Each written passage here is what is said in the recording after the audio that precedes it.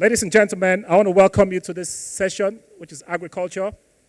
You know, typically you've heard all of the stuffs in cybersecurity, a fantastic way to start, and the great panel that we've had. However, like I always mentioned, technology is local. Technology cannot make sense at the end of the day if we cannot domesticate it, if we cannot localize it, and if technology cannot affect your life, your daily life. What is the end point of this? The end point of this is to equip you. The end point of this is to provide that capacity that you require to survive, to build your resilience. Let me first of all welcome you here. This is a tech family. Personally, I started with technology and migrated to environment, and today I'm doing agriculture. Proxologics is a technology firm, but then it's shocking that I'm the one moderating the agriculture panel, right? Now, when you're in technology, your key focus is application. And that application must always be directed towards opportunities and solutions. Now, you can hear everything here, and it might not make sense to you except you are able to domesticate it and localize it. You look at your environment, what are your opportunities? Agriculture today is the biggest opportunity in this country. Take it or leave it. 80% of the food we produce is produced by smallholder farmers. 80% of those, or 70% of those, women. And what is the biggest part of our GDP? Agriculture. What is the biggest part of your budget as an individual, apart from the rents and all of that? It's still feeding, right? And so it is a major opportunity. And for us as a company to move from, we've not moved completely, but we've diversified. And so when we took advantage of mobile mapping, we pioneered mobile mapping in this country. Today you hear of Google Maps, and a lot of the maps you see in those devices, Proxologics developed them. How did we move from mobile mapping, from geoinformation system to environment, and now in agriculture providing solutions? So it's the same opportunity that you have. You might be in a different field. You might be in agriculture. I want you to give an open heart so that you can understand exactly how you can key in the opportunities that we have here. The beauty of it is that Naona is here, not fund, and we have a private sector value chain player in agriculture. And for NDDC, doing a whole lot in that space. We also want to bring the Director of Agriculture, NDDC, to the platform. Sir, please, can you join us on the platform? Thank you, sir.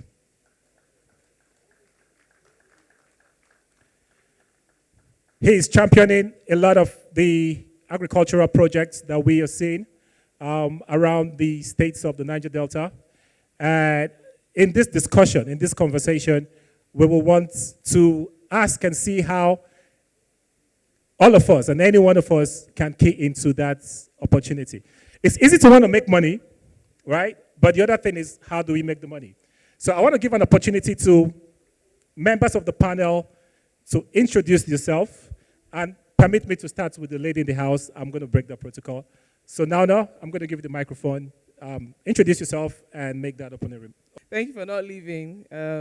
I can imagine you've been here all day and the heat, so thank you very much. We appreciate it.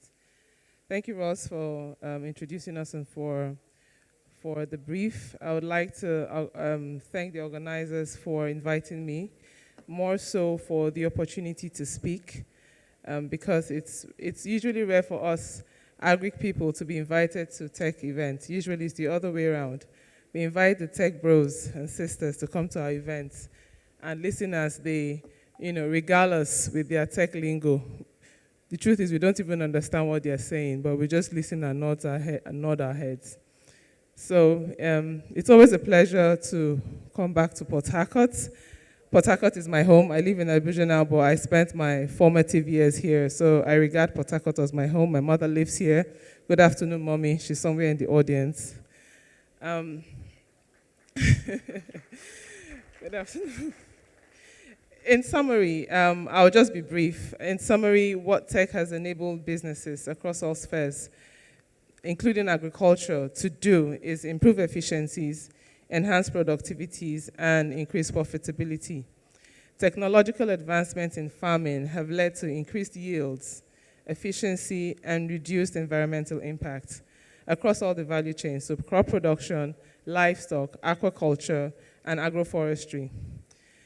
A few weeks ago, my team and I, we went on a scoping visit to Kaduna to see a 700-hectare tomato farm and processing facility. So the unique thing about this farm is that they've developed and implemented a unique outgrower model. They work with smallholder farmers on their farms. And they've developed this outgrower model that serves them quite well, and also the smallholder farmers. And what makes the difference? It's irrigation. They have this efficient irrigation system that works. And what that does is help them get better yield, 5x more yield than, say, a farmer in the same region. So they have this fantastic outgrower model, and they're succeeding. And year in, year out, they keep producing and surpassing their previous yield. So they showed us this 400-hectare plot. And what they want to do is install drip irrigation system. Now, this drip irrigation system is so cool because it's pressurized. So water is distributed evenly across the 400 hectares at the same time. And you can put in fertilizers into the water tanker or the water treatment tanker, and that is also supplied. So that's very efficient. And all this is controlled from a screen. It will cost them about $400,000 to $500,000, and they were seeking investment, which is why we went there. I know that's a lot. If you convert that to Naira, using the 1,200, using 1,200 Naira exchange rate, that's about 600 million Naira, right? I hope I'm not wrong. We have techies in the house. Am I wrong? That's about 600 million Naira. That's a lot for tomato. True or true? That's a lot to grow tomato. But that's the investment that they were seeking. So let's just do a bit of math, right? Let us assume that through this drip irrigation system, they are able to achieve, say, 30 tons per hectare. Multiply that by 400 tons, and multiply that by 500,000 Naira, which is the cost or the price now per ton of tomato. How much is that? 30 tons per hectare across 400 tons, multiplied by 500,000 Naira. That gives you upwards of 5 billion Naira. If you're using the same 1-2, that's about $5 million US. We haven't taken some other costs into account, true. Input costs, mechanization costs, logistics, security, but it's still a valuable investment, isn't it?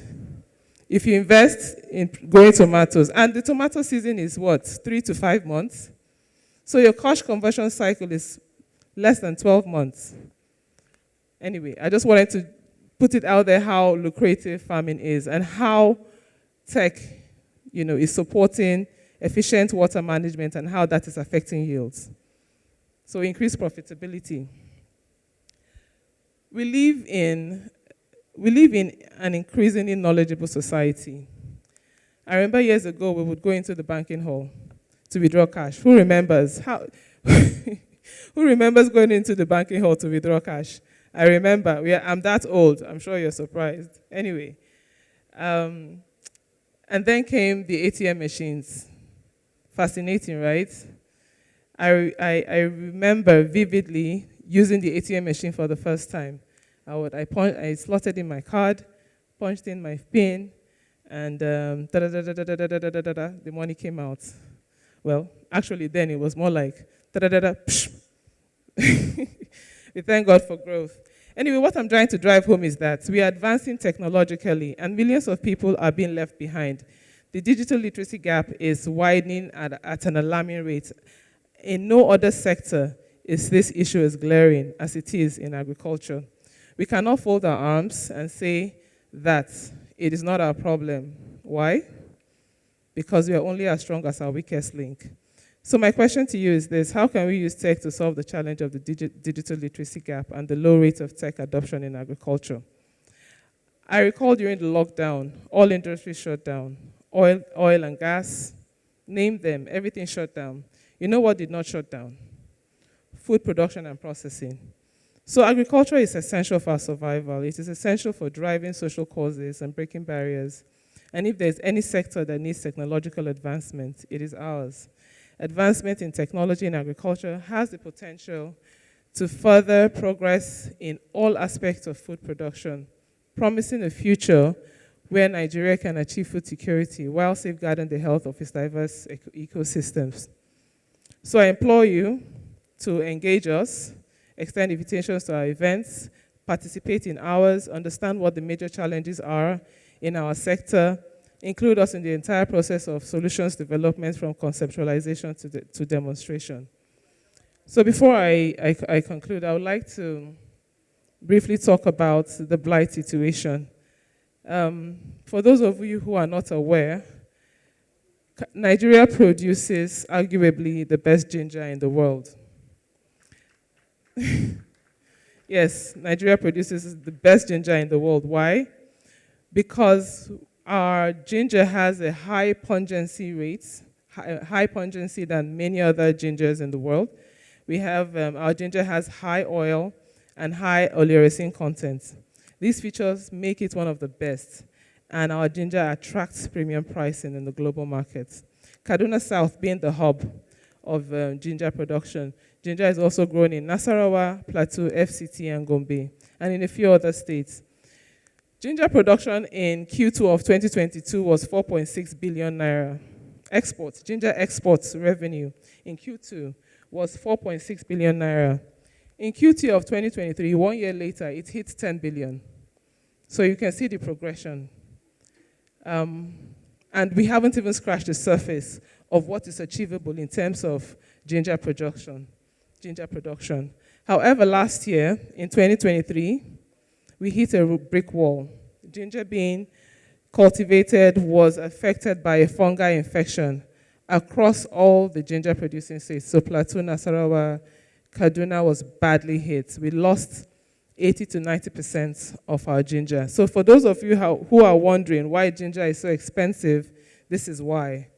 As a fund, the National Agricultural Development Fund, for which I head the monitoring and evaluation unit, we are providing support to the ginger farmers in their recovery. Additionally, we are developing a seed recovery initiative to ensure farmers have adequate seeds or rhizomes for the 2025 planting window. Already, this window is almost lost because we plant ginger May, June, and we harvest January upwards till August. So we've lost this season practically. We view this as an opportunity to stimulate investment and foster innovations aimed at strengthening the ginger value chain. We have to be aggressive, or else this could potentially weaken the ginger value chain in Nigeria for many years. So I would like to appeal to all the techies to think about what measures we can employ to bolster the ginger value chain. I believe it is worth thinking about. This brings me to the end of my brief talk. I would like to, like I said, thank you for staying back. We have a few minutes, so let me just leave the podium. Thank you very much. So by the way, my name is Naona Usoroh. I did mention that earlier, and I head monitoring and evaluation unit at the National Agricultural Development Fund. Thank you so much. All right, thank you, Naona. The beauty of it is that I've known Naona for a while. Before she went to NatFund, she was the Chief Executive Officer of Fadila Crop Science. And what Fadila Crop Science was doing was basically developing improved variety of seeds and agricultural inputs. So she's been in the tech space. Now, let's not confuse tech too much as information technology. There's information technology and there's technology. Now, in agriculture, what is the key demand? What is pressing on us as a people is to improve productivity and make this productivity efficient and deliver it to the people at a very reliable price. Now, NDDC is doing something close to that. And before I go to the entrepreneur here, I want to hand over the phone to the NDDC director to just give us a quick cap of what NDDC is doing. I'm a director. My name is Dr. Ajunwa Daniel, High Chief. I'm here to showcase activities of the Commission in the Directorate of Agric and Fishery. Agric and Fishery is saddled with the responsibility of feeding the region. We are battled ready. As our EDP, who is officially absent, a very workaholic, very tireless man, has made it compulsory that directors under his supervision, both in project and in Agric, should spend 2 days in office and 3 days in the field. That shows how serious agriculture means to the region, what our MD and CEO desired so much to produce food and take care of the food security in the region. In Agric, we are doing so many programs. As of today, we are involving in a rice production. If you are going to Bayelsa, after the oil mill at El Alamiri by the left, depending from where you are coming from, you will see a very gigantic rice mill. This rice mill started some years back, and they ran away. Reason, because they don't have enough paddy. Paddy is rice, unprocessed rice. They don't have enough paddy to take the whole of machine that can produce 10 tons of bags of rice in a day. So in view of that, the directorate invited all rice farmers in this country, from Abuja, from the north, from the east, and major all rice farmers in this region, all the states in this region, to come for a meeting. The meeting is aimed at finding solution to how we can put enough pressure on rice farming and produce enough paddy to service the meal we have. This meal is lying fallow as I speak. The meeting was a very successful one, very, very. Those that came from Nasarawa and Kano State promised to grow paddy enough. And here in the region, all the farmers here, we are saddled with the responsibilities of going to farm. Because of that, we aligned this with the Project Hope that will procure selection of our graduates, our young men here, who will queue into farm as a professional occupation. Rice is what we are talking about. The price of a bag of rice today is about 76,000 naira. And with our own rice in the market, the story will be, it will be a different narrative. It will be a deed-done affair. So we are about to select more than 1,500 graduates, young men in the region, to appreciate rice farming. And you can only be selected through the data with the Project Hope, as said by our MD. The Project Hope is on. You only go and queue in. Go to your local government, find areas where they are operating, and put your name and indicate that you want to take agriculture as a profession. You'll be selected. This is no mistake because a lot of budget has been budgeted for this. From Abuja, Mr. President has mandated the commission to produce enough rice.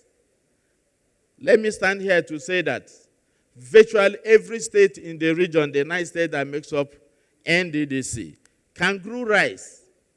We have practiced this before, and we are trying to enhance it.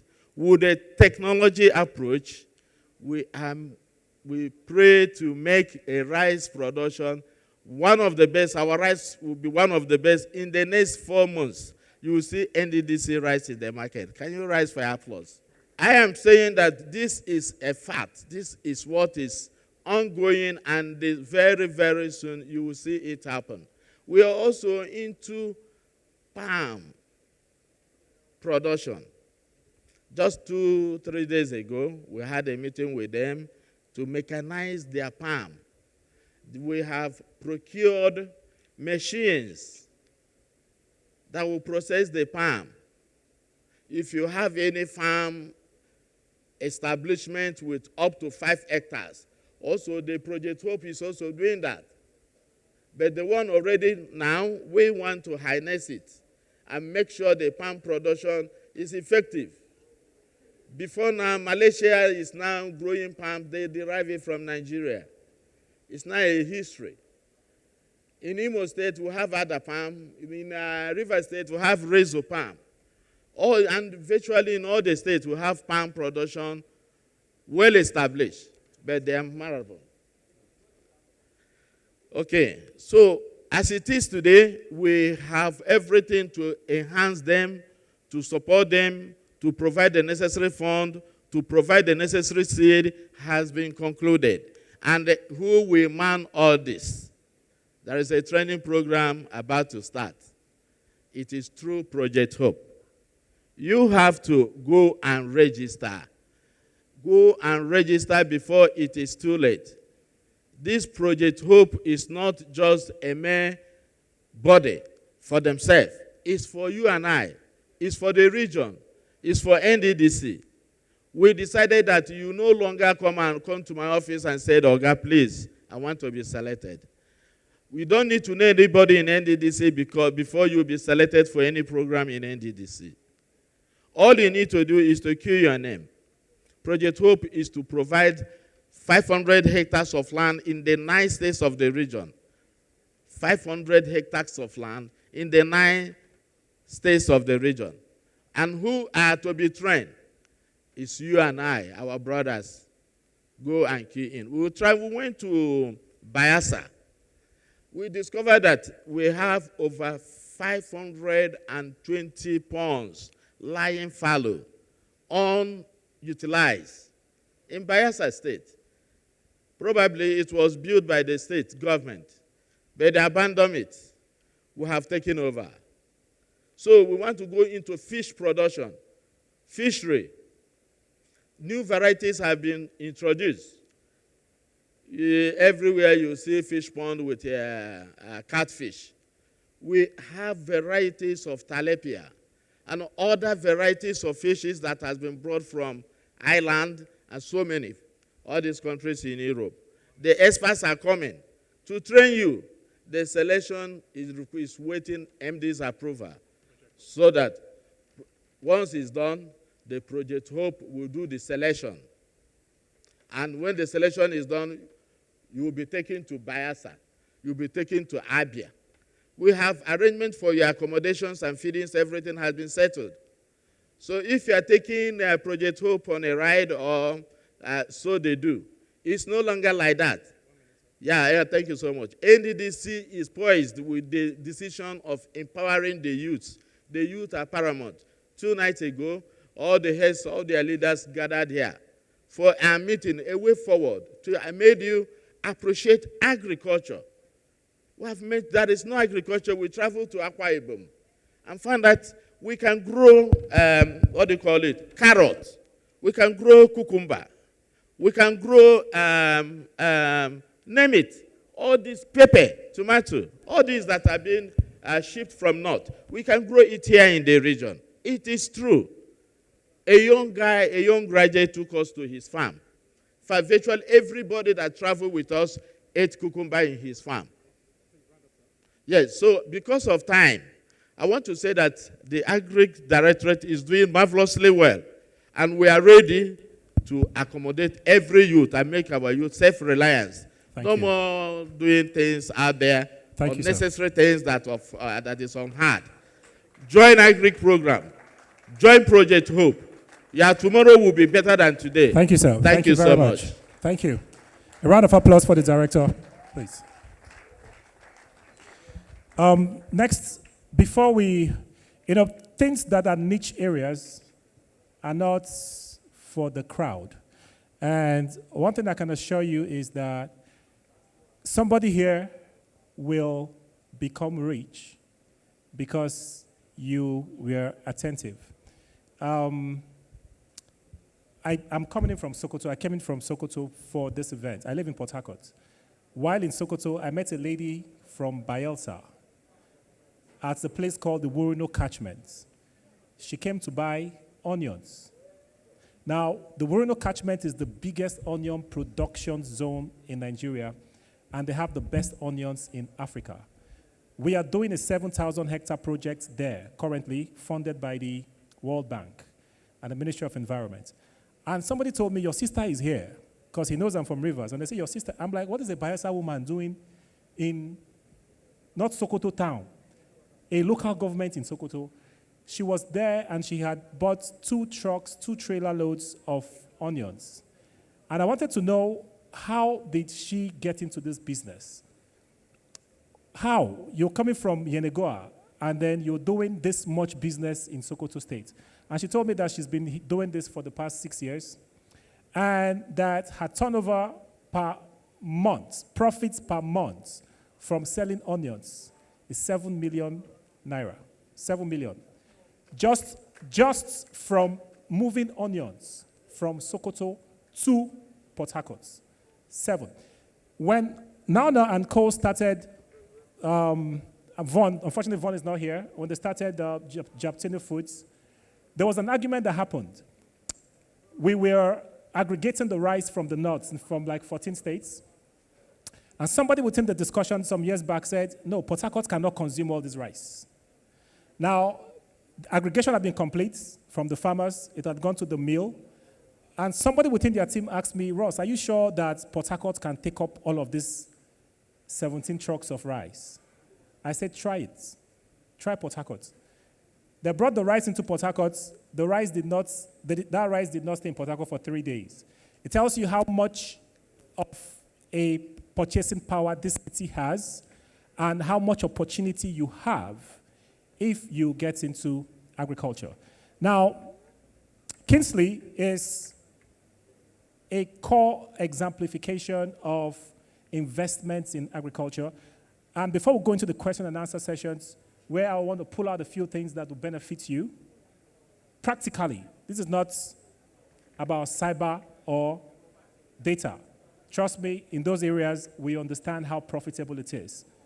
But you have a direct connection to wealth.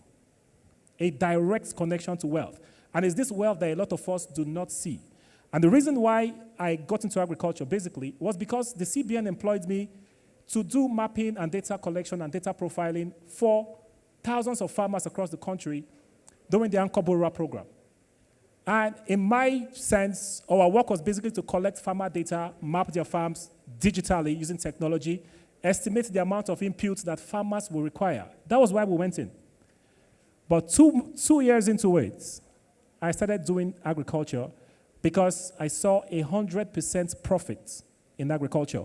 Meaning that if I invest 500,000 naira in inputs, buying fertilizer, buying pesticides, buying herbicides, I can make $1 million. No jokes.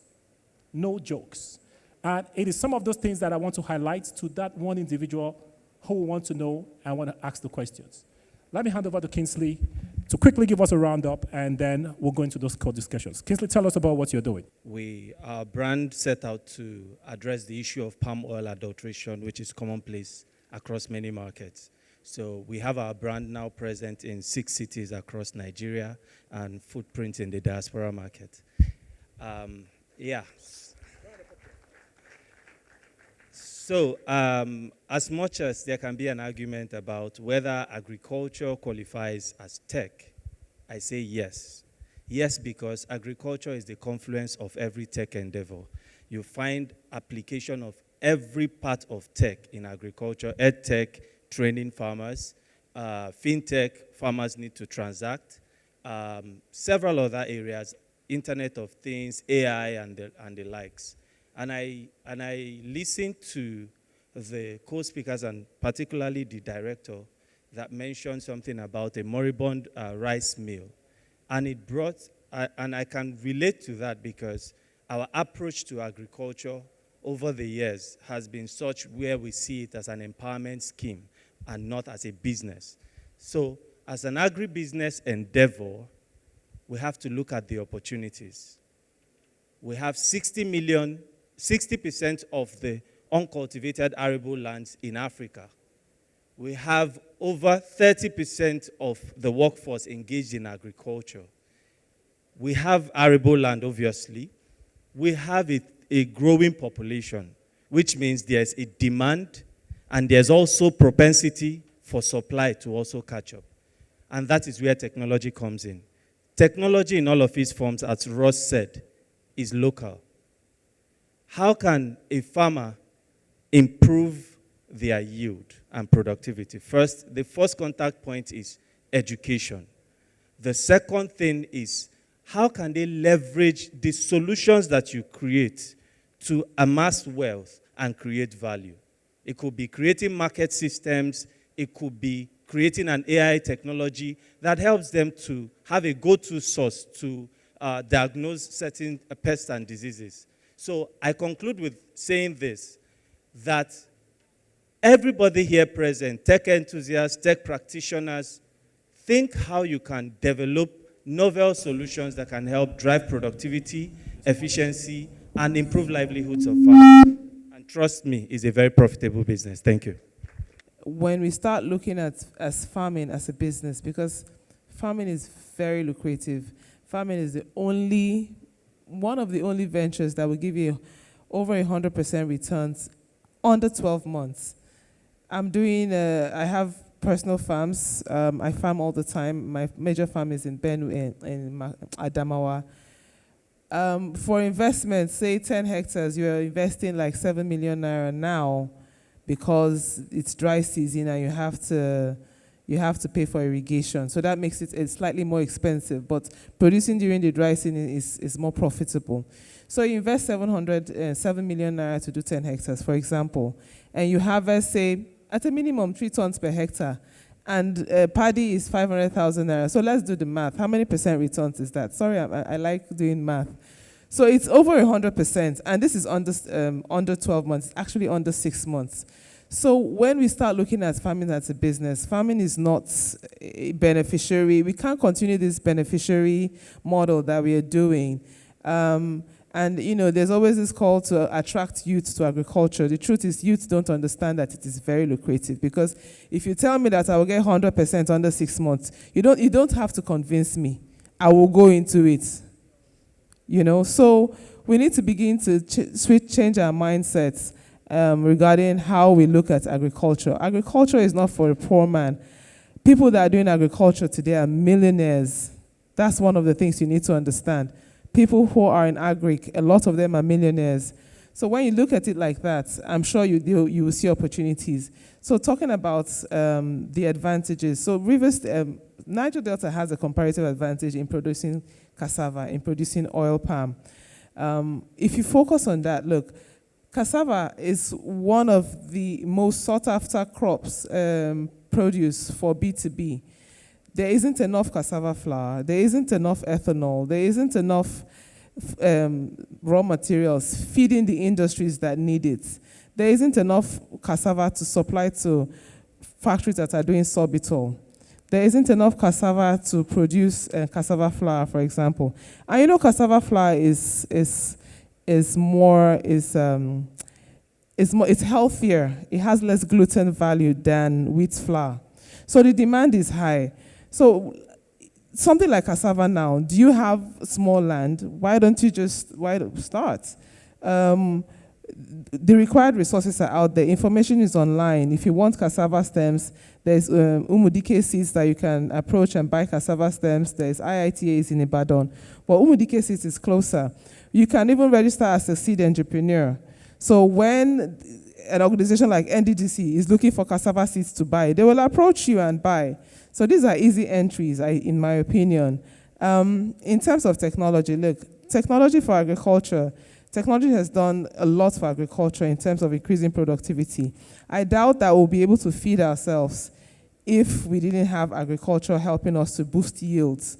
At the rate of population growth, if we don't, intensively apply technology to agricultural processes, we will not be able to feed ourselves. Nigeria has the lowest yield rates across all the value chains. Crops, we are doing 3 tons, we are getting 3 tons per hectare for a crop like rice, when in some countries like Malaysia, China, they're getting up to 12 tons per hectare. In livestock, milk, our cows are not giving more than 1 liter, whereas they can give up to 4 liters, 5 liters. So even in aquaculture, so our yields are low, and there are advances in technology that other countries are applying that we are unable to, because one, there's a digital literacy gap, there's information gap, there is digital infrastructural gap. So these are challenges that we need to overcome. There are digital tools that are available, but we are not even at the stage where we can even utilize these tools effectively.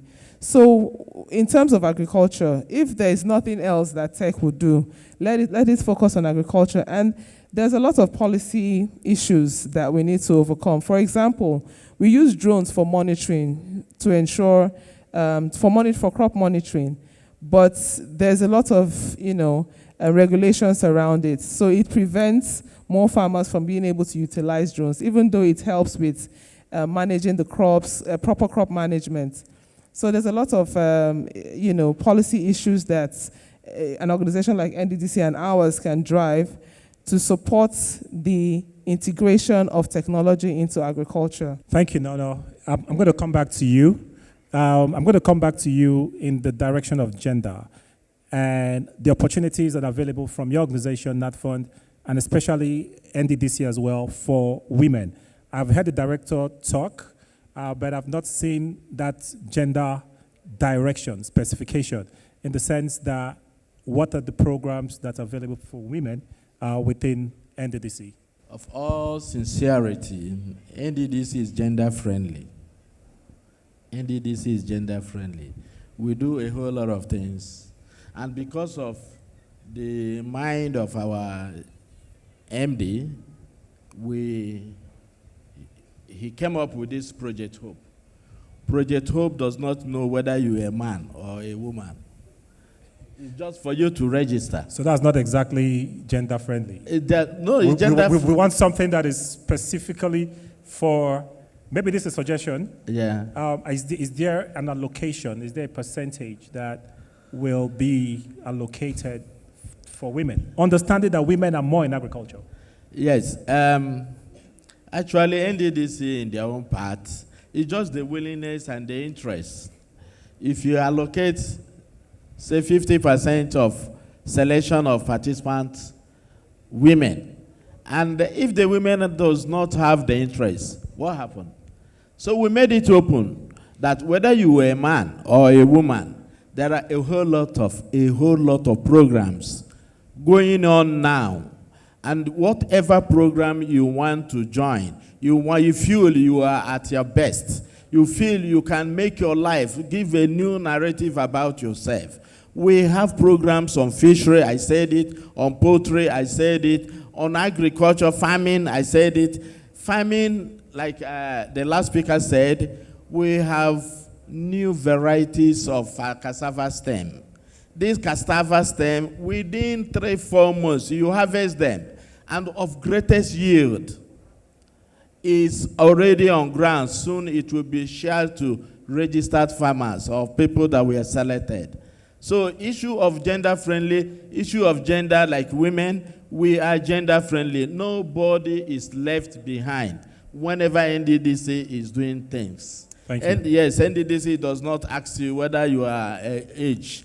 If you can do it and you feel you can, that can positively touch your life, NDDC will give you 100%.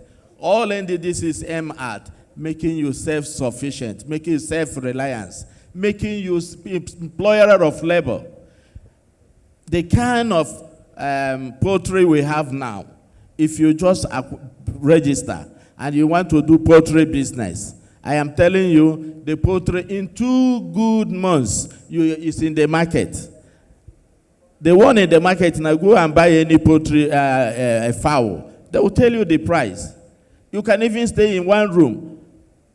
Myself, in my house in Owerri, small portion, I opened a fish pond. I bought fingerling, 200. I grew the fingerling that during my birthday, the commissioners, the friends, honorable members, we are going home with one. I ate fish, trout. My wife cooked 1 year without buying fish in the market. It's interest. It's the passion. It's the will that we are talking about. Once you have the passion of what you want to do, come to NDDC. You'll be channeled. You'll be educated. You'll be guided. You'll be taken serious. We really want to empower our youth. How many participants are you looking at for Project Hope? Your agriculture program, how many young people are you targeting? Yes. We have finished the first phase of Project Hope, although it's still ongoing. That's training the trainers and the registration of the participants. We are targeting, each state, we are targeting 500 youths. 500 youths. Today, as it's drawn, as it's programmed, in Bayelsa, they are to produce plantain, they are to produce fishery, they are to produce so many things there. In Port Harcourt here, we have the fishing gear, fish production. Fish. Is there how much are you giving to each person? The main thing is not money, because whatever that can make you self-reliance, make you produce and go to market and make money, NDDC will provide that. Thank you, sir. Yeah, thank you very much. Yeah, what NDDC is doing is to encourage you, have the zeal, have the will, have the trust, have the passion to involve yourself in agriculture. Once you involve yourself in agriculture, right now, as I'm speaking now, in Calabar, they are sharing, okay, when you talked about mechanized agriculture. We have acquired machine. We know that our forests are too big and too large. You cannot use a machete to go and cut such big forests. Machines are there. Thank you. We have partnered with Thank you, sir. So there's something I want to actually get, but I'll come back to you. Kingsley, I know for a truth that investments in palm, a lot of people do not even understand that the Niger Delta region is the most blessed when it comes to oil palm. And if you want to create wealth for a generation, if you have 50 to 100 trees of palm, your family cannot be poor. How many of you know that? If you have 100 trees, 100 palm trees, you have solved poverty in your generation for the next 30 years. And so in Ghana, one of the empowerment systems that one of the government regime used was to ensure that in a particular region, people grew at least 70 palm trees per family. With that, generationally for the next 50 years, for the next 30 years, there cannot be poverty in your line at all because you make the money out. So, Kingsley, I want you to confirm this because you guys are in palm. You guys are big in palm already. You're making a whole lot of investments in palm. Now, the question is, how do people here key into what you're doing? Okay, thank you very much. So I'd say palm oil investment, the palm oil business is very capital intensive, but there are entry points that young people can leverage technology to build. So one of the ways they can do that is through the digital platforms. So I'd say that KR Foods as a brand was born out of a discovery for a demand for traceable palm oil. So creating a digital platform where you create awareness, you can develop a product from that. Now, taking it down to the more sophisticated levels of investments that has to go into it can be drone services. You don't have to own the drone. Some farms want to get certain information about their farms. So I'm saying this at the back of an experience we had. So we don't own a single palm plantation. We operate a lease model. And under this model, we have currently acquired over 154 hectares that we are working with. So we understand that investments into backward integration, that's planting new trees, might not be the sustainable model, simply because we are growing as a population in size. So as population grows, land shrinks. So how do we optimize the use of available land spaces? So we started advocacy programs, sensitizing farmers of owners of existing palm plantations. The sad story is that there's no transition. Their children don't want to take over those plantations. So, but how can we ensure that this transgenerational asset continues to return on investment, even for those dormant actors being their successors? So, I'd say to anybody here, so if you have passion, not just palm oil, it starts with first understanding where the opportunities exist. Sorry, just so that I enrich the conversation. If you go to oil mill market today, you'll find that majority of the food products you find there are wasted.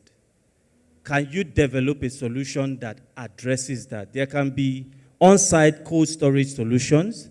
There can be sensitization around even improving market access beyond oil mill market. How can you make sure that there is a digitized marketplace that will reduce post-harvest losses? So there are many entry points into agriculture, really, for young people. And you can leverage technology to do that. Thank you. Now, can you give from fork to farm? What are the opportunities? He just talked about warehousing and storage. Storage is a very major opportunity in agriculture that a lot of people do not know, a lot of people do not see. Distribution within the value chain. Naona, can you just give us a roundup, a brief, and then I'll get to the director. Okay. Farm to fork. So there's opportunities in seeds production. You can actually register as a seeds producer with the National Agricultural Seed Council. It doesn't take much. You can identify, even if it's an acre, half a hectare, produce. I mentioned the cassava seed because that's where we have comparative advantage. There's even yam. I think there's yam. So you can register as a seed grower, and when they have seed orders, they will call you. So your market is sure, is guaranteed. Then, one step ahead of the value chain is the actual production. There is opportunities there. So you don't, just like the model he's using, you don't have to start farming as an entry, because sometimes there's a barrier for land lease, costs, etc. So if you're able to go to your communities, identify the people that are doing the farming, right? 5, 6, 7, 8, 9, 10. Register them as a cooperative and support them to access financing. So there's microfinance banks that support smallholder farmers. There is some other commercial banks like Sterling. Sterling is big on agriculture. They even have a product. It's called Sway. It's a single-digit interest product that you can apply to get. Tell them you have a cooperative. They are growing this product. And you also need to not just register them, understand what the challenges are. So don't think you know the challenges. You have to engage with the farmers to understand what their challenges are. So that's another angle you can get into farming. Across that, there's the logistics. You can link these cooperatives now to a factory. For example, I mentioned cassava. I know that there's a cassava processing factory in River State. I don't know if it's in use. There's a cassava processing factory in Abia. There are many cassava processing facilities that are looking for cassava products to buy. Cassava chips. I was having a conversation with Ikechukwu, and he mentioned doing cassava chips and supplying to a factory in Kogi State. So there are those opportunities, right? And with time, you can also now get your own land and start and join your cooperative to farm. So you supply to factories. There's processing as well. there, like I said, there are facilities that you can access, but you don't know. So registering, having a business, limited liability company, business name, cooperative, that's your first step towards accessing resources. And then getting the information. Like I'm telling you, I've just told you about Sterling Sway. FCMB also has a product. Some microfinance bank will have products. Even in your different states, there may be Fadama Bank, Microfinance Bank. You can approach Nursel Microfinance Bank and find out what facilities they have to support agriculture, if it's production, if it's processing, if it's logistics, across the value chain. So you can locate in your rural community that some farmers lack certain machineries. You can pull funds together to provide that service for farmers and charge for a fee.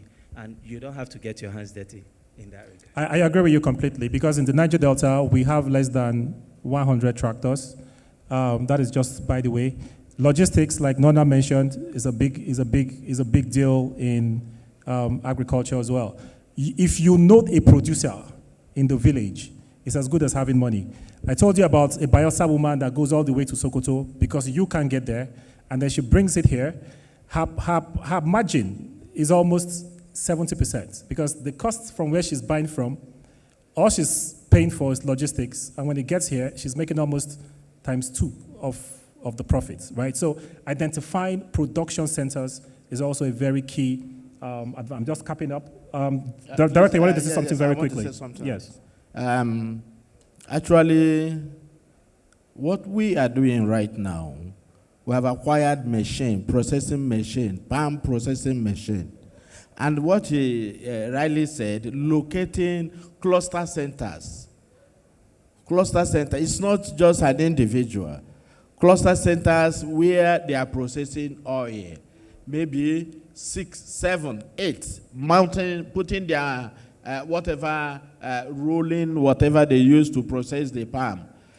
When we're going to Bayelsa, we stop over. By that area, you will see cluster of those palm producers. If you're going, then we stop over. We ask them, how do you manage? How do you get this machine? What is the return to your business? How do you make your profit? And they were saying so many things. Gas, they buy gas, they do this. The EDP promised them that they should put themselves into a cooperative. The machine will be given to them as a cooperative, because if you give it to one person, it will be a problem. So it will be given to them, not only there, virtually all the 9 states in the region. If you can locate a cluster place, come to NDDC, you will have 100% of right to process your palm. Thank you. What my sister said about cassava. This cassava production now in this region, for which NDDC is backing up on, even the cassava stem, in the next 3-4 months, start harvested. This is just to mitigate this flood we ever have. And it's rampant. At the end of the day, there is no food in the region. So because of that, we have think outside the box. What do we do to remedy this? What do we do to keep our people, place food on the table for them? And in view of that, so many things are ongoing. We have acquired machine for processing cassava, turning cassava into whatever thing you want to do. It's just for you to put yourself together. Come as a cooperative, locate yourself, and come to NDDC. Then another one is we are coming. I will entertain your question. Yes, sorry, sir, because we don't have a lot of time, and I see that the moderators are already. I'm going to take a few questions. I'm sure the moderators will allow. We just have maybe like 10 minutes just to round up. You can see that time is fast spent. Now, I'm just trying to do a cap up, and I'm going to give everybody an opportunity to just round up. And while you're rounding up in 2 minutes, please, this is a very practical session. And if you ask me what I think my advice to every individual is to seek every vacant available land that is not being used, whether it's your uncle's land, father's land, grandfather's land. As long as it's not being used, nobody's going to push you out if you offer that you want to farm on it. Start farming. It's that simple, right? Start farming. So I'm going to start from Kingsley. Kingsley, what is your one secret advice? You have this loved one, and you want to share this agricultural secret with that person, this secret that you know that can transform from your experience, what will that business secret be? Okay, thank you very much. Because this is a tech conversation, so it will toe the line of tech. So explore around you. I will repeat again. Ross said, every technology is local. Local. Explore around you. How can you leverage technology to deliver value?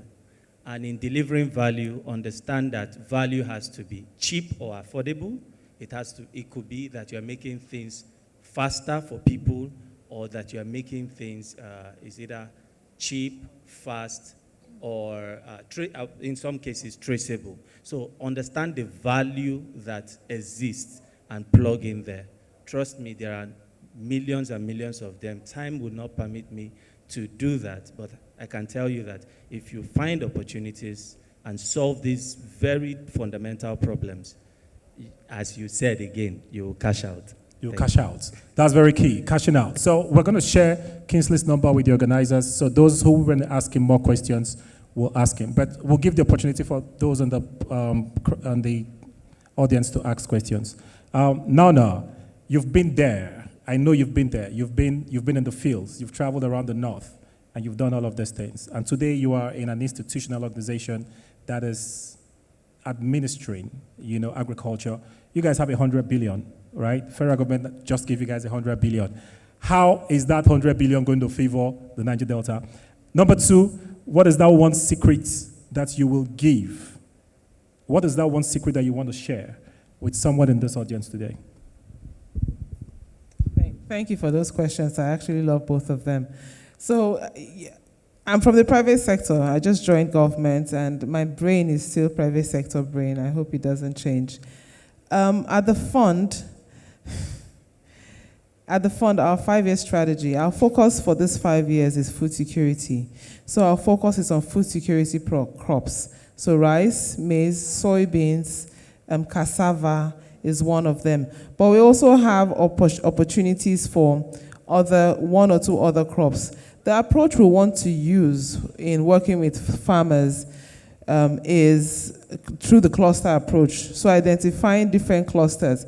For the Niger Delta, since cassava is our priority crop, we will identify clusters of cassava producers or for cassava production, and streamline how we work with these farmers. So in this cluster, we'll do a needs assessment and determine what the needs are in terms of mechanization, in terms of food and seeds, the seed system, mechanization, access to inputs. I know that access to inputs is a key challenge for a lot of farmers here. Unlike the north, where you can have kiosks in villages with fertilizers, it's not as easy to find, say, NPK fertilizer or urea fertilizer shop. It's not that easy. Or any of the crop protection products. Or biostimulants, micronutrients. It's not easy to find. So we are going to do a needs assessment across the different clusters, identify what they need. And like I said, if it's in seeds, if it's in soil health management, if it's in mechanization, if it's logistics, if it's linking that clusters to processing facility, ensuring market access so that you farm, you don't have to look for where to sell, there's already a ready buyer. So we're going to use that approach. And for Niger Delta, like I said, cassava is big for the fund.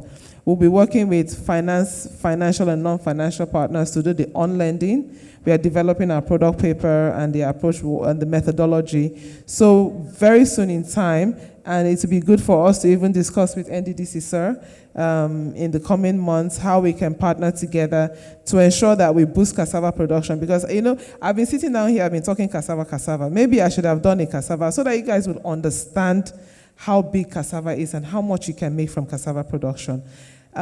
So that's what we are doing as a fund, and we hope that we will get the support when we eventually come to the Niger Delta region. As a woman in Agric, right, it's what I've noticed, and this is going back to his question on one key thing that I would advise. I'm a woman, so I'm for women. Women, oh yeah. So, but this goes across to everybody. First of all, you want to do something, but you have no information. You don't even know where to access the information. I spoke to a lady, she was talking about exports. This lady had not for once visited the site of Nigerian Export Promotion Council to even understand that it was easy for her to register as an export company. So if you want to do something, there's information. We're in a tech conference. Click on Google. The wealth of information that is there, you would not believe it. Accessing funding, I mentor women that have small, micro, small, and medium scale businesses. And what I've noticed is that they don't access, there's information out there about where you can access funding from, which is a major challenge, but they don't know. And it's actually not as difficult as you may think. What I want to advise young people, women, is in my office, I sit down and I see people come. And you don't have to know anybody in the office. Sometimes you're waiting for a special invitation to go to an office to access information or make inquiries. You're waiting for invitation. Be bold, just go. What's the worst that can happen? They will tell you nobody wants to see you. Find out the information you want to find out. Ask to see, I want to see somebody in charge of this. Who can I speak to? Be bold. And I'm saying this because for the time I've been there, I noticed that it's only men that come. Men that are bringing proposals. Where are the women? Where are you guys? And you guys have so much to offer, right? You have so much to offer. So come, be bold, go into offices, go to NDDC. You have direct invitation from our boss here. So go to NDDC, Project Hope. Go there, and demand that they allocate a certain percentage to women. So even if they don't have the women, let them look for the women and empower them to be able to access the resources that they are given on Project Hope. So, sir, I hope that you allocate at least 60% for women. Let us drive it. If you need me to design a women mainstreaming strategy, I will do it for free. We need to onboard women. In the project that I did with MasterCard, we had a target of, it was a 65,000 farmer target, right? 80% women in the north, right? It was difficult. I'm not saying we hit our 80% target, but we tried. Implementing the strategies that we implemented, getting more female extension officers, training women to drive and operate tractors, we try to hit our targets. So, sir, I'm sure we can, even as a fund, we have a target. For the cluster farming that we are doing, I made sure that we ensure that 60% of our target smallholder farmers are women and 50% youth. So we are looking for women to drive this for us. So please, that's my advice. Be bold. Thank you. Thank you. Thank you very much. I really support this women campaign because when it comes to agriculture, if you want to put your money, you're 70, 80% sure that you have more women participating, you get success in that project. So, Director, sir, this is a challenge, and I know that you will do it. So, Director, your final word on that's one word you want to give to the audience, that secret that you think that will help them. You've talked about Project Hope a lot, and I'm happy with the MD of NDDC and the management team, and the direction NDDC is going with this. And people are scared, people are worried, and that's why whenever we talk about these projects, people they just feel that they can't access it. So what's your final word for the people in the audience today? Yeah, thank you so much. My good words for you is to have the passion, that is first. Have passion to participate in farming, agric, both in fishery, both in farm produce, in tomato, in rice, in whatever thing you can do. Show passion, show zeal, show interest. This is the only way you can make it in this planet of Earth. There is no aspect, no definition of, no name of agric practices that cannot bring money. It's highly motivating. It's highly encouraging. The last we traveled to Akwa Ibom, honestly, like you said, percentage of women involvement in all these things. In Akwa Ibom, the women we met, honestly, they are the one marketing even the produce from the farm. You see lines of vehicles coming to buy cucumber, coming to buy carrot, cabbage, lettuce. It's there. In fact, we are happy. And the guy followed us down to this place. And today, his life is never the same. He has a story to say. So my word is that those of you that have not queued in with Project Hope, it's still ongoing. The site is still open. Go and queue in. If you want to involve yourself in palm produce, from my good friend, it might take you time. But we have varieties of palm seed that can grow within a year. You start harvesting it. We have contacted with the Malaysia foreign outside to get us certain new varieties. So, but for you to be on a safe side, form yourself into cooperative. Because you might not be able to provide a fund. If you're in a cooperative, contact NDDC. NDDC must help. Our main target is to develop you and make you involved in farming, agric produce, and sell to the market and make your money. If you just show the king, show the interest, see yourself as a millionaire. This young man in Akwa Ibom, honestly speaking, when the guy opened up, you will see how much he's making in a day. He has no water, but he was able to generate a machine with pipe round and with watering the distance. It is very fantastic. Thank you, sir. So Thank you very much. Good. Thank you very much. So we're rounding up. We just want to take one question, one or two questions. Is there a microphone? Mine is not a question, but I want to make a contribution. I want to shed some light in the area of NDD's women friendliness. NDDC is run along directorates line. We have one directorate that is designated for the welfare of women. Directorate of Women, Youth and Sports. And under this directorate, we have carried out a lot of programs. We have done training programs for women. We have done empowerment program for women. We have organized sports tournament for women. We have organized pageants for women. And even come to think of that, this year, during the Women's Day, our MD specially recognized all the women that are in the workforce of NDDC. I think NDDC is compliant. Thank you. Thank you. Thank you very much, sir. We're very happy to hear that. Very happy to hear that. Next, the guy on the white hat has been raising his hand. And then we'll take one woman. Okay, so we'll make it 50-50. We'll take two women. Thank you. Go ahead. Good afternoon. I am Professor Emmanuel Ojajare. I am the Director of Research and International Programs at Benson Idahosa University. And at Benson Idahosa University, we're making giant strides in various areas of life. And although we're doing that, but we're not resting on our oars. That's why we're here to partner with industry to prepare and groom our graduates to be fit and ready for the market. And that's why we're here. So I want to address two questions, really.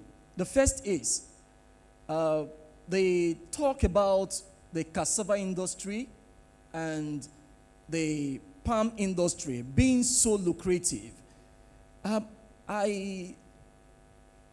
trying to see how we can really make that the reality at the grassroots, because from where I stand, all the way from Benin City right down to Port Harcourt, most of the farms and farmers of cassava I see are peasant farmers. If cassava and palm oil plantations or cropping are very, very lucrative, it would have been expected that there will not be enough cassava farms. In fact, before you finish farming your cassava, there will be off-takers already. So my question is, what effort are you putting in to see that this lucrative potential for these crops actually trickle down to the grassroots? And lastly, there are so many of us as the youths who are interested in farming. And you spoke of having a farm in Nasarawa or Benue or somewhere, that you put in 7 million and you expect to get about 100% turnover. If I am interested in farming and I know I can get that kind of turnover, I don't have any clue about farming. What efforts are you putting in to see that you have centers around the country where people who are interested in farming business, I have the fund to invest. I only need guidance. All I need to do is walk up to that center and you guide me through. Mentoring. Yeah. I'll give you, and I put in my investment and I get it. Thank you. Quick returns. What Thank effort you. are you putting in? So Thank you. please just note the question. A young lady hand was up, so we'll take that. We're taking from 2 women, so we'll just quickly take the questions and then. Good afternoon, everyone. My name is Gift Omagile-Abigo. I'm the communication person for pork farms. We're a farm that produces pork in large quantity. We also do crop farming where we produce lettuce. I have heard Ms. Naona speak extensively about farming in the north, not as I've seen in my place, especially when she spoke around tomatoes farming and the technology that has been integrated to ensure large produce. My question will now go to High Chief, sir. High Chief, very recently my farm has been trying to even get seedlings for our lettuce farm. We have failed, and so around Port Harcourt, if you've been speaking with fruit garden, you find that sales of lettuce has been very low. What are you doing? What's your body doing to ensure that we have seedlings around this place? Maybe your body can bring seedlings. I know my boss has tried as far as, my boss is Barrister Obiabiabigo. He has tried as far as getting seedlings all the way from Togo, from Cameroon, some of which has failed because I'm sure environmental factor. What have you done to ensure that we have seedlings like that and we don't have to run all the way out of Nigeria to get that, at least for the Niger Delta people? That's my first question. Please, sir, my second one. Your project, Project Hope you talked about. A number of us are in farming. I know my boss, Barrister Abigo, has been in farming for well over 10 years. Whilst you're doing this and integrating new persons into farming, what are you doing about those who have been struggling in farming before now? Are you doing something to ensure that they are the first persons you respond to before you bring those who will be experimenting with your funds, if you may? Thank you. Thank you very much. Beautiful question. So the last question, so I'm sure you're noting the questions. Last question so that we can round up the session. Thank you. Good afternoon, everyone. My name is Valentina. I'm a fashion designer come tech enthusiast. Okay, I want to talk about information. I have discovered lately that the problem we have here in the Niger Delta is that there's this information gap. Like, while I grew up in the north as a child, the word Fadama, I used to think it's a Hausa term. Yeah, because everywhere you go, you see farmers using this pumping machine to do irrigation farming. And it's not that the land over there is more arable than the ones we have here. But I got to know that it's information that gets to the grassroots. That is what is promoting their yields in agriculture. So what is the NDDC doing to bridge this information gap in the Niger Delta? Secondly, about the bridging gender inequality. You've been talking about the Project Hope, that it's for youth. I don't know what the NDDC defines youth to be, because in certain climes, youth is defined differently. UN 15 to 24, in some other places, 18 to 35. So what do you define as youth? And I want to make an appeal, a special one for the women, that whether we fall under the youth or not, just take us, if you're interested to key into this agriculture program, take us. That's all. Thank you so much. Fully. I agree with you 100%. So that's the last question. That's the last question, so that we can round up. And to answer the first one was not a question, so that is carried. And thanks to NDDC for sharing that. The next question is from Ms. Abigo. I want Kingsley to take that first. Naona, then you will. Thank you.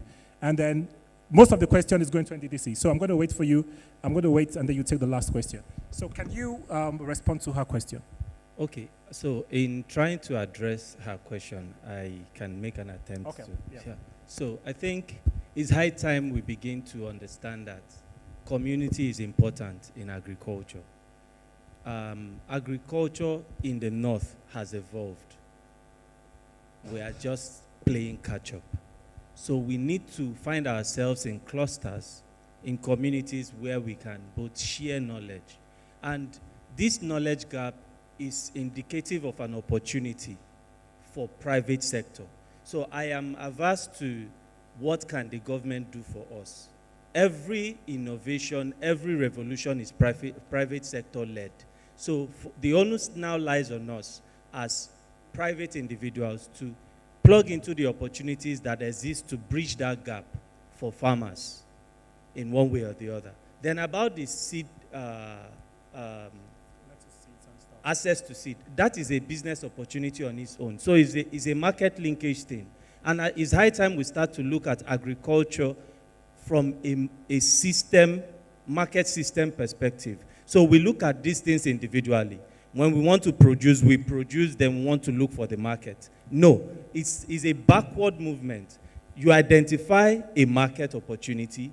You don't even have to do it yourself. You can work with a cluster of farmers, develop this thing. And then again, to partly speak to your reality, we plant 10, 20 generation seeds here. There's no seed multiplication program that I know of, local seed multiplication. How often do we plant improved seedlings? How do we even trust that these technologies are here to help us? I tell farmers in my area that planting new improved cucumber seeds has 99% germination success rate, and it is pest resistant. So when I kept saying it and they felt the initial cost was too high for them, I did a demonstration farm. We did vertical farming. What they get on a plot of land, we got 5x that quantity. And today, they are the ones asking to buy the seeds. So I've created a market for seed distribution. And I believe we can also do that. Thank you very much. Thank you very much. So that's answer was for you. And number two, she's going to answer your question again. So Naona, okay, I get your point. So the NDDC will respond to you. But this is a tech expo. And so what Ikechukwu as a businessman is telling you as a tech guy is that, listen, what you have just said is that you have identified an opportunity. If Ikechukwu had this information that you had, he just told you what they did, right? What they did was that they started producing seeds. Naona was the CEO of a seed producing company. And they started, I know when they started. They started very small, and she grew that company very large. So seed production, you were here when Naona said it, seed production is a big opportunity. Seed production, seed and seedling production is a big opportunity. So Naona maybe want to respond to that, and then Oga will now talk about the director will talk about what NDDC will want to do with that. Okay. So unfortunately, and this is, unfortunately, we have not, I would say, formalized the seed systems for most vegetables. Most of our seeds come from outside the country. There's been a lot of progress with grains, rice, maize, soybean, sesame, but not so much with vegetable seeds. What I want to offer is, I want to say, look, for us to grow vegetables here, I'm sure it's a greenhouse, if I'm not mistaken. Is it greenhouse production? Okay.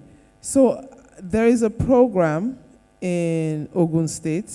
They are training young people in hydroponics, aeroponics, soilless farming, greenhouses.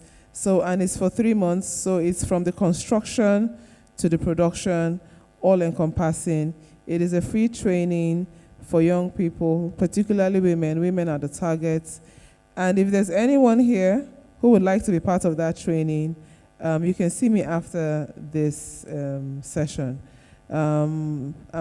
For both young men and women, particularly, they have an 80% target. Thank you for clarifying that. So it's an organization that I partnered with. I don't want to call their name here, but I will give you the information. It's a soilless farm lab in Ogun State, and the program is funded by MasterCard Foundation. So you can see me. I have some slots And I'm sure through that training, you'll be able to understand where they source their seeds and all the information you need for growing lettuce, carrots, and all the, the value chain, different value chains in vegetables. So that's like a practical, solution that I can provide, give you access to information. Thank you. Yeah.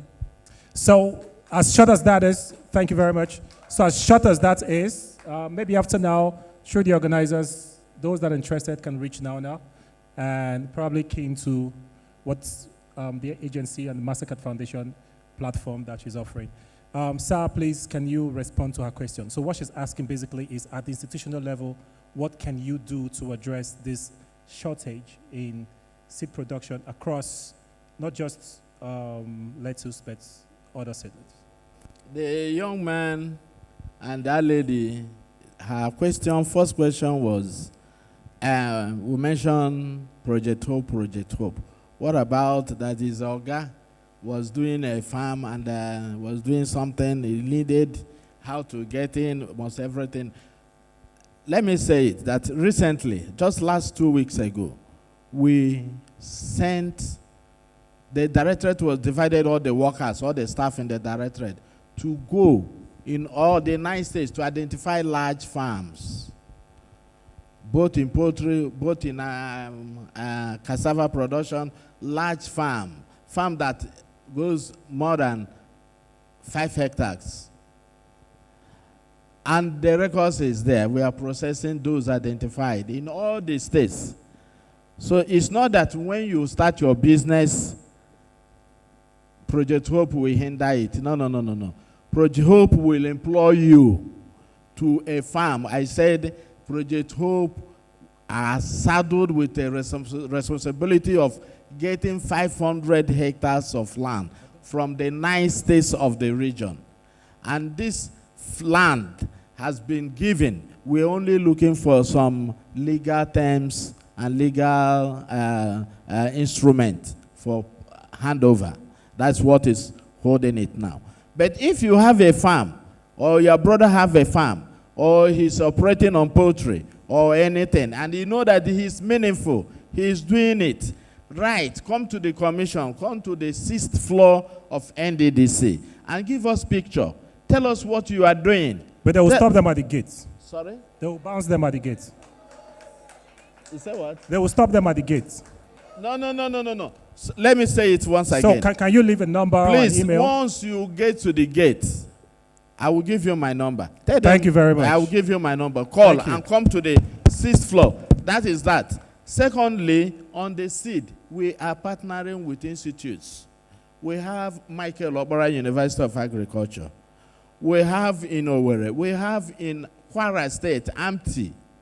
These are the ones that are giving us modern varieties, seeds that if you plant it, you are sure it's pest-free. It's not something you will plant. You will be afraid maybe rain or so, whatever. But sir, just a quick one, sir. On the lettuce, is there any plan for that, for vegetable seeds, or is it something you want to consider? Yes, by the time Very quickly. Yeah, when we traveled to Akwa Ibom and we saw a young graduate growing lettuce, growing carrots, growing cucumber, we were shocked. And the thinking is that, can our soil grow this? The guy said, yes, these crops can be grown. What we did not ask him, his source of getting seed. Now that it's become an issue here, I am saying, make your contact to the commission. Come to the Agric.